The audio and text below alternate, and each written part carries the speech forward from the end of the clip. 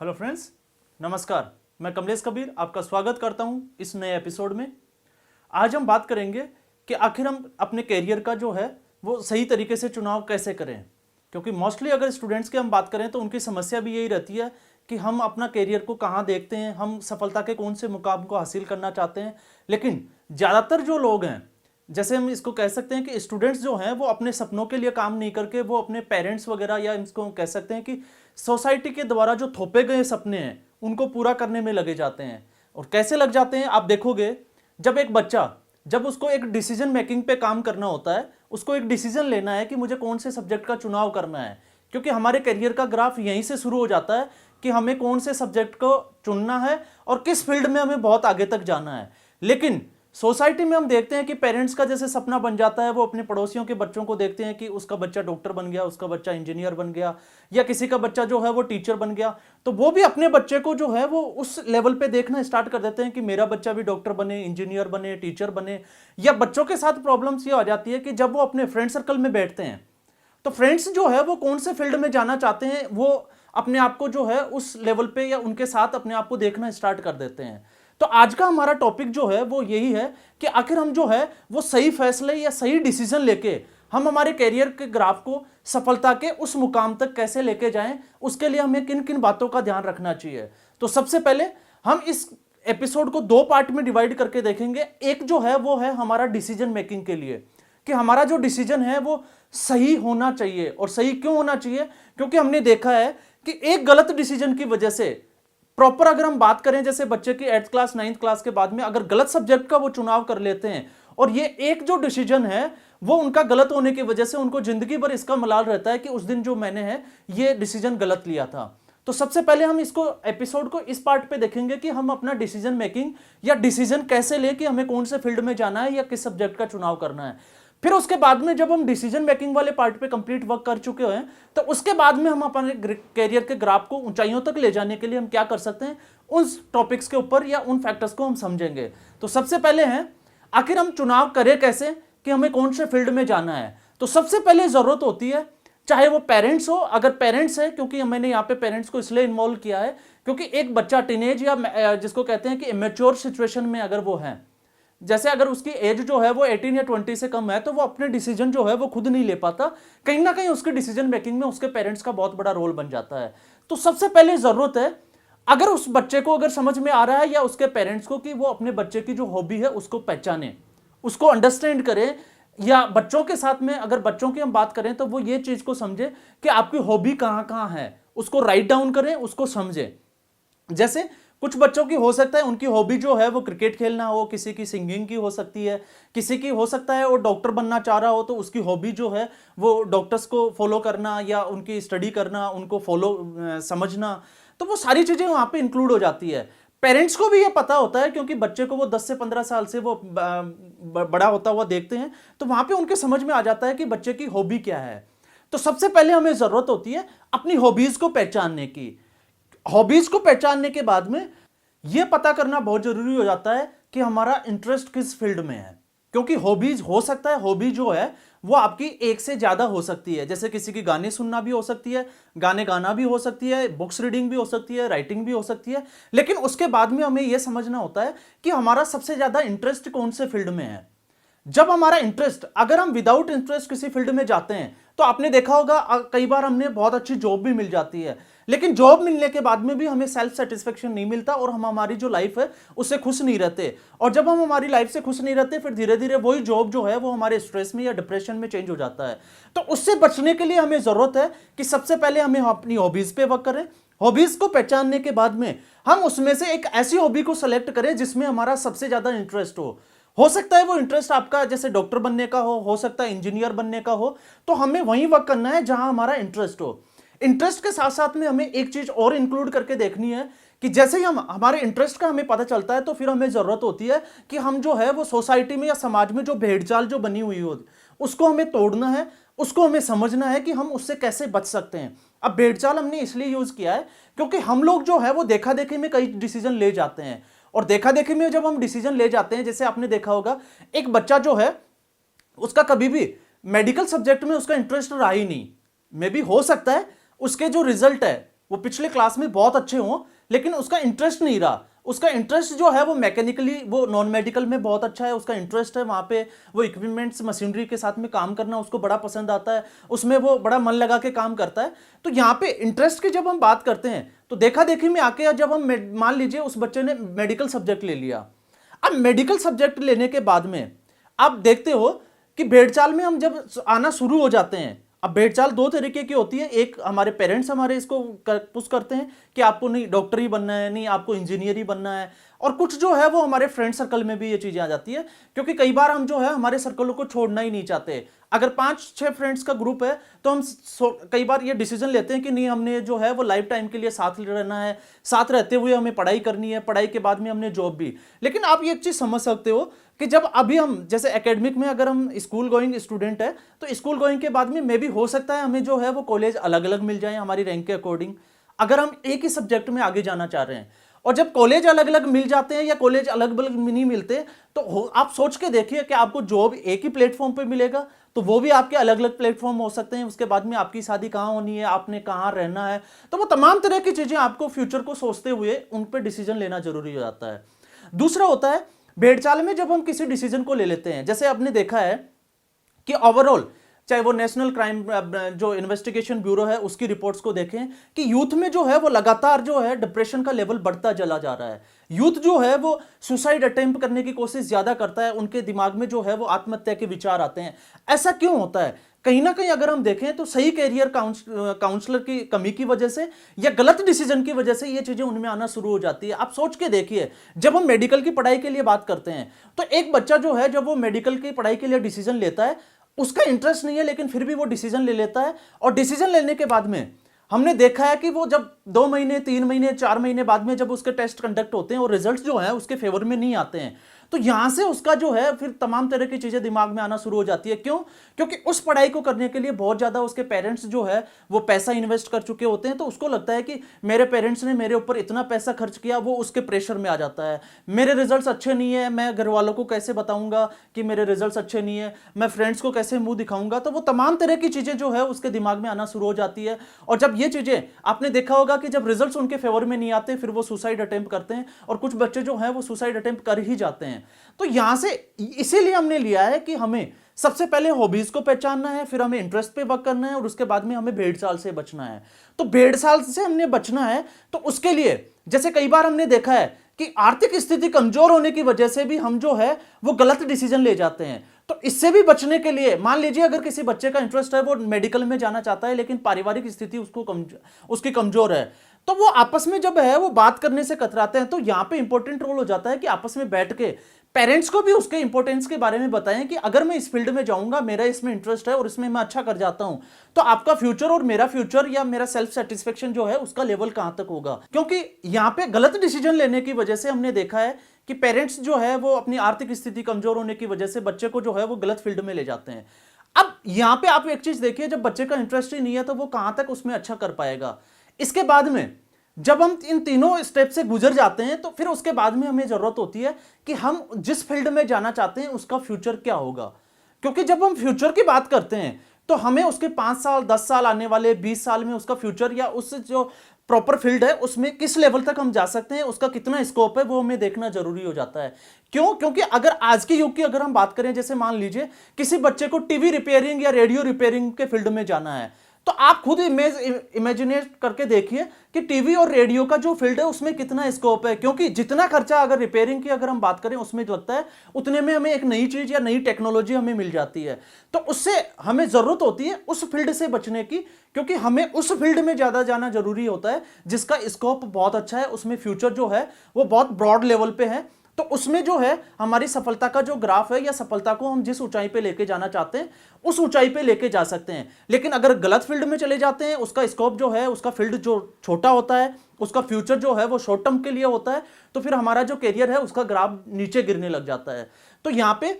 अब हम आगे फ्यूचर पे, तो फ्यूचर के हम बात करें तो फ्यूचर के लिए हमें जो है वो आप चाहें तो इसके लिए जैसे किसी भी फील्ड में जाना चाहें तो उसके लिए हम इंटर्नशिप कर सकते हैं, तो वो तमाम तरह की चीजें हम फॉलो कर सकते हैं। तो हम इन बेसिक चीजों का ध्यान में रखते हुए, जैसे हमारी हॉबीज कौन सी है, जब हमें हॉबीज का पता चल जाए कि हम कौन कौन सी हॉबीज हमें अच्छी लगती है, किस काम को करना हमें पसंद है, उसके बाद में कौन से काम में हमें सबसे ज्यादा इंटरेस्ट है,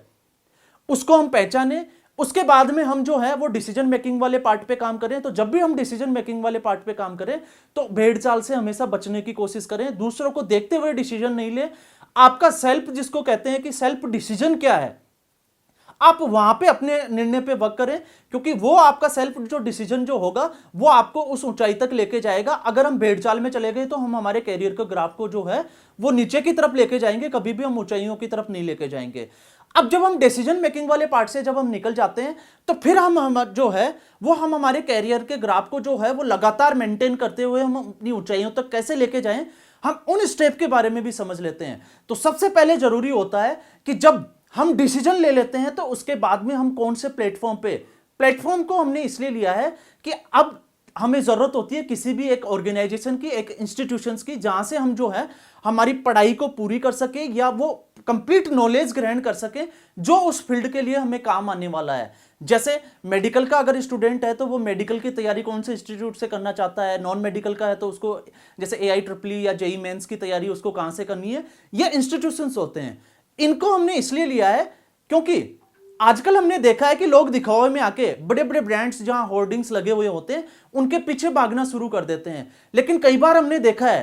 कि हमारा ये यहां पे भी गलत डिसीजन हो जाता है। क्योंकि जब भी हमने देखा है कि यहां पे एजुकेशन इंडिया में जो है वो माफिया की तरह पैर पसार चुका है। पेरेंट्स जो है वो अपने बच्चों को लेके जाते हैं और बच्चा जो है वो कैपेबल ही नहीं है, मान लीजिए मेडिकल के सब्जेक्ट के लिए वो कैपेबल नहीं है, उसके मार्क्स भले ही बहुत अच्छे हैं लेकिन वो जो है वो दूसरे फील्ड के लिए वो इंटरेस्ट रखता है, उसकी रुचि कहीं और है। लेकिन यहां पे जितने भी कोचिंग इंस्टीट्यूशन और ऑर्गेनाइजेशन वाले हैं वो उसको बड़े बड़े सपने दिखा देते हैं कि आपका बच्चा बहुत अच्छा है जी, ये सिंसियर है जी, ये इसको अगर अच्छी नॉलेज मिलेगी ये बहुत कुछ कर सकता है।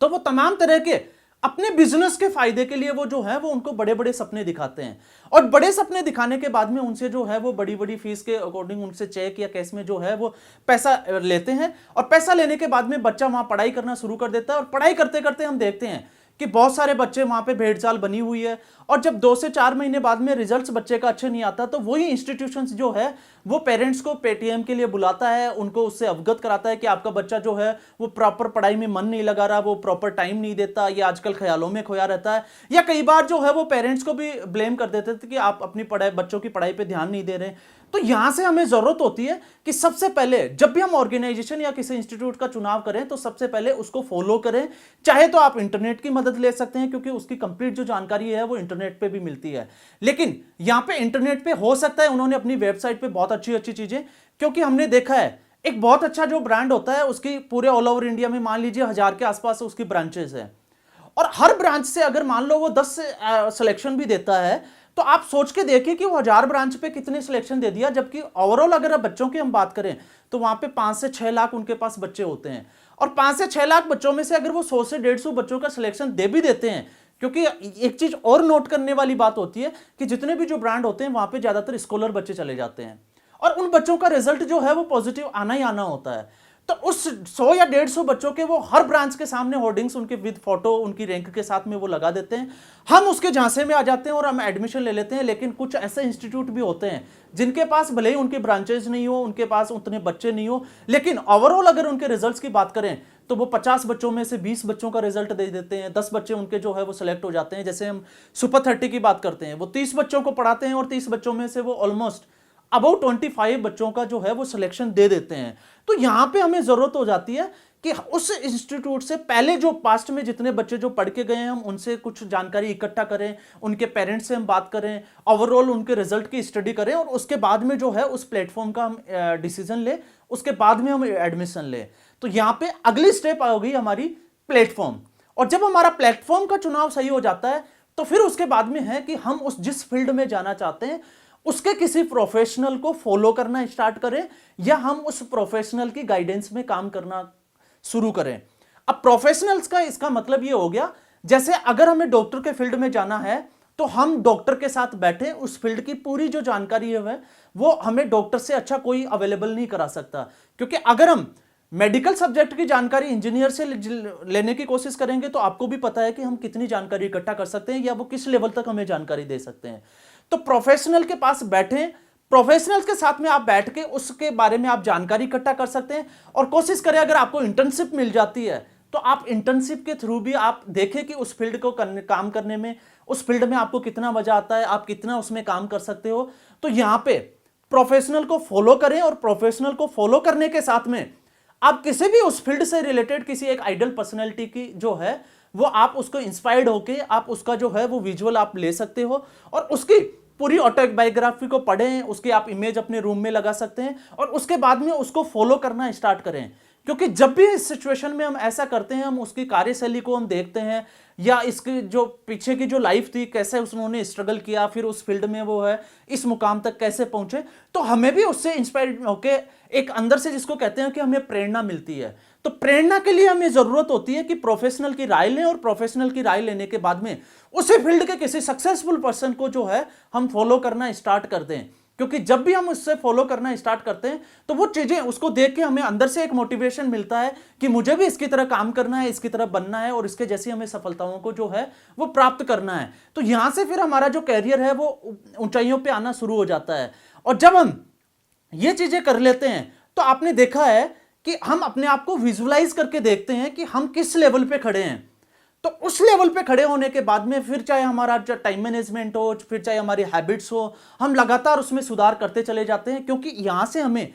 एक गोल सेट हो जाता है। क्योंकि ये ओवरऑल अगर हम कैरियर के काउंसलिंग की बात करते हैं तो ये सारा कुछ जो है वो हम एक गोल सेट करने के लिए करते हैं। क्योंकि बिफोर अगर हम देखते हैं, आप देखिए 20 साल से कम उम्र के बच्चों में जो है वो गोल नहीं होता, उनको एक सब्जेक्ट, एक सिलेबस कंप्लीट करना होता है। जैसे 9th क्लास का बच्चा है तो उसको 9th क्लास में अच्छे मार्क्स लाने होते हैं। जब वो अच्छे मार्क्स उसको मिल जाते हैं, वो 10th क्लास में चला जाता है तो 9th क्लास जो है उसका बहुत पीछे छूट जाता है। क्यों? क्योंकि उसका गोल जो है वो गोल नहीं होके उसका सिर्फ इतना सा मकसद है कि मुझे 9th क्लास जो है वो पास आउट करनी है। फिर जब वो 10th क्लास में जाता है, 10th क्लास उसे पास आउट करनी है, फिर 11th क्लास में जाता है तो 11th क्लास उसको पास आउट करनी है। लेकिन जब हम ओवरऑल गोल की बात करते हैं तो गोल का मतलब होता है कि हमारी लाइफ का जो है वो मकसद क्या है, हमें किस फील्ड में जाना है, हमें सफलता के किस मुकाम पे हमें पहुंचना है। तो जरूरी है कि हम डिसीजन मेकिंग, और जब हम इसको बात करते हैं कि उसके बाद में हमें क्या करना है, तो हमने देखा कि डिसीजन मेकिंग में हमारी कौन कौन सी चीजें हेल्प करती है। तो वहां पे हमें कौन कौन सी स्टेप लेनी है, हमें हमारी हॉबीज को समझना है, हॉबीज को समझने के बाद में हमारे इंटरेस्ट पे काम करना है। फिर उसके बाद में जैसे हमने बात की थी कि इंटरेस्ट जब हमारे समझ में आ जाए तो भेड़ चाल से बचते हुए हमें किसी भी एक फील्ड को चुनना है। और जब हम फील्ड का डिसीजन ले लेते हैं कि हमें किस फील्ड में जाना है, उसके बाद में उसके सफलता के ग्राफ को या उस सफलता को पाने के लिए फिर हमें जरूरत होती है अच्छे प्लेटफॉर्म की, अच्छे प्रोफेशनल्स जिनके गाइडेंस में हम वर्क कर सकें, उसके बाद में हम अच्छी जगह इंटर्नशिप कर सकें। और उसके बाद में एक अहम जो कड़ी बच जाती है वो है हमारा डेडिकेशन दिखाने की। क्योंकि हर फील्ड में, चाहे आपका फील्ड छोटा हो या बड़ा हो, आपका गोल छोटा हो सकता है, आपका गोल बड़ा भी हो सकता है, आपकी सफलता जो है उसके मायने आपके लिए बहुत बड़े भी हो सकते हैं, बहुत छोटे भी हो सकते हैं। लेकिन आपका जितना बड़ा सपना होगा, आपका डेडिकेशन भी आपको उतना ही दिखाना पड़ेगा। अगर हम डेडिकेशन नहीं दिखाते, जैसे अगर हम मेडिकल सब्जेक्ट की बात कर लेते हैं, किसी दूसरे सब्जेक्ट की, मान लीजिए किसी सब्जेक्ट को कंप्लीट करने में उस पढ़ाई के लिए हमें 5 साल देने की जरूरत होती है और 5 साल के समय देने की जरूरत है। और आज से हम उसकी अगर तैयारी करना शुरू करें और 1 साल के बाद में अगर हम उसमें डेडिकेशन नहीं दिखा के किसी भी कारण से, क्योंकि अप एंड डाउन जब भी हम वर्क करते हैं तो आता ही है, तो उससे बचने के लिए हमने डेडिकेशन वाले पार्ट पे काम करना जरूरी है। कि जब उस सिचुएशन में हमें ये देखना है कि जब 5 साल का हमारा टारगेट है तो उसको हम छोटे छोटे लक्ष्यों में कैसे इसको डिवाइड कर सकते हैं। छोटे छोटे लक्ष्यों में डिवाइड करने से जब हम उनको प्राप्त कर लेते हैं, जैसे मान लीजिए 5 साल में हमें पढ़ाई करनी है तो 1 साल में कितना करना है और 1 साल का जो हमारा टारगेट है हमने उसको कितना पूरा किया। तो हम एनालाइज करते हुए जब आगे बढ़ते हैं तो हमें यह पता चलता है कि हम हमारे लक्ष्य को प्राप्त करने के लिए हमें किन चीजों की और जरूरत है या कितनी मेहनत की हमें और जरूरत है। अगर हम डेडिकेशन नहीं दिखा के हमारा जो अगर गोल है उसको हम चेंज कर देते हैं तो फिर हमने देखा है कि बहुत से बच्चे जो हैं वो लगातार गोल चेंज करते चले जाते हैं, तो आखिर में जाके वो सफलता के उन ऊंचाइयों को तो प्राप्त नहीं कर पाते। फिर वो जॉब कर लेते हैं, कभी 2 महीने के लिए यहां वर्क कर रहे हैं, 2 साल के लिए यहां वर्क कर रहे हैं और उससे उनके सेल्फ सेटिस्फेक्शन नहीं मिलता। तो फ्रेंड्स, आज का जो हमारा टॉपिक था वो था, क्योंकि आज हम बात करें प्रेजेंट टाइम की, तो बहुत से बच्चे जो है वो भाग दौड़ में या देखा देखी में जो है वो अपना जीवन जो है जी रहे हैं। उस स्ट्रेस भरी, तनाव भरी जिंदगी से या अपने गोल को सही तरीके से सेट करने से बचने के लिए हमने ये पूरा कंप्लीट एक एपिसोड बनाया और मैं उम्मीद करता हूं कि इस एपिसोड को देखने के बाद में आपको इससे बहुत हेल्प मिलेगी, अपने डिसीजन मेकिंग के लिए भी और अपने कैरियर के ग्राफ को ऊंचाइयों तक ले जाने के लिए भी। तो फ्रेंड्स, फिर मैं आपके सामने एक नया एपिसोड लेके हाजिर होऊंगा। तब तक आप मुझे दे इजाजत। धन्यवाद।